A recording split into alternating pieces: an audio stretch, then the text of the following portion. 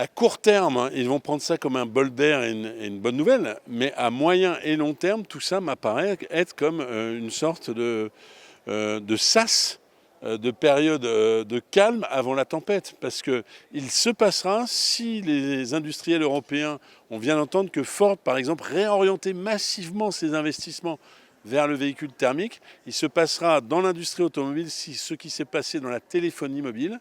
À 5 ans, 6 ans, il n'y aura plus que des véhicules chinois.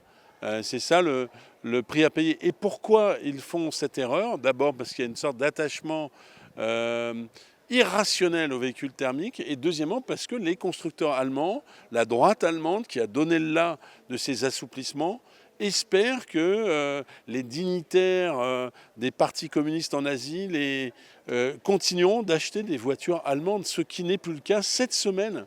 Et c'est ironique que la décision d'assouplissement soit cette semaine. Cette semaine, il s'est vendu plus de véhicules chinois en Europe que les Européens ont vendu de véhicules européens en Chine.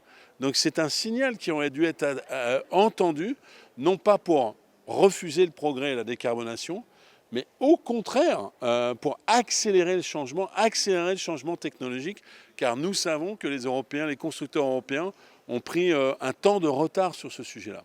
Deuxième sujet, parce qu'on ne parle pas de la planète, mais aujourd'hui, si on suivait le Green Deal, alors nous serions dans une situation où on aurait pu atteindre la neutralité carbone en Europe en 2050, mais avec cette situation-là, alors que 30% finalement du carbone produit en Europe est dépendant des transports, eh bien on aura peut-être 40-50%, et nous ne serons pas à la neutralité carbone en 2050. Le verdissement, la croissance verte est une opportunité pour l'Europe. Eh bien, on vient de mettre un coup de canif à ce verdissement et surtout, on vient de décider d'ouvrir une brèche. Il n'y a qu'à regarder les commentaires de presse pour passer d'une exemption pour 10% des véhicules en 2035 qui ne seraient pas électriques. C'est une brèche, vous allez voir qu'elle va continuer de s'ouvrir parce que dans 1 an, 2 ans, les constructeurs automobiles vont revenir en disant 10%, ça ne nous suffit pas, on veut 20%.